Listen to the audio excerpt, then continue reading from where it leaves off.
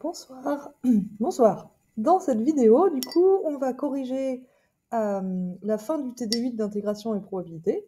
Donc on va commencer par l'exercice 4 du TD8, où on considère une variable aléatoire normale centrée réduite. Donc une variable aléatoire réelle définie sur un espace de probabilité, dont la fonction de répartition, donc px de moins l'infinité, c'est l'intégrale entre moins l'infini et t de la densité de la loi normale, 1 sur racine de 2pi exponentielle moins u2 sur 2 du.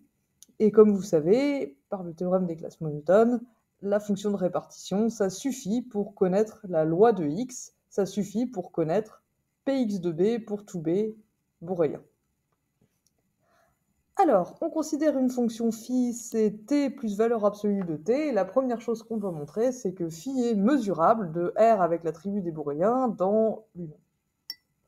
Maintenant, phi, elle est continue sur R, hein, t c'est continu, valeur absolue aussi, donc la somme des deux aussi. Et vous savez que les fonctions continues sont boreliennes, donc phi est borélienne, c'est-à-dire, borélienne, ça veut dire mesurable justement de RB de R dans RB de R. Jusqu'ici, tout va bien.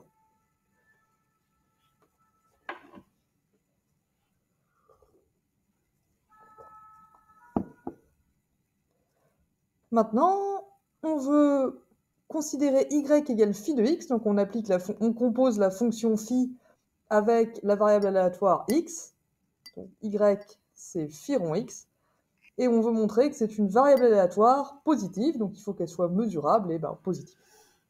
Or, phi rond x, c'est une composée d'application mesurable, x elle est mesurable de oméga avec l'attribut a dans R avec l'attribut b de R. Phi, on vient de dire qu'elle était borélienne, donc y c'est une composée d'application mesurable, et on sait que ça, c'est mesurable. Et donc, en langage des probabilités, une fonction mesurable, c'est une variable aléatoire.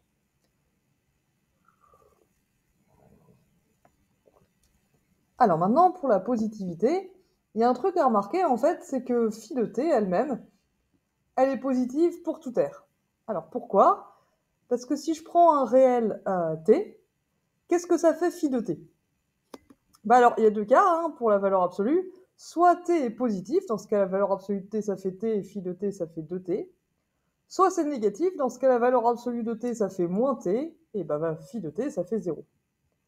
Donc en fait, phi de t, elle vaut 2t si t est positif, 0 sinon, donc c'est 2t fois l'indicatrice des t positifs, donc 2 fois l'indicatrice, 2t fois l'indicatrice de R+. Mais du coup, phi, c'est une fonction positive. Et donc, pour tout oméga dans grand oméga, x de oméga, c'est un réel. Donc, phi de x de oméga, c'est positif. C'est-à-dire, y de oméga, c'est positif. Donc, y, c'est bien une variable aléatoire positive.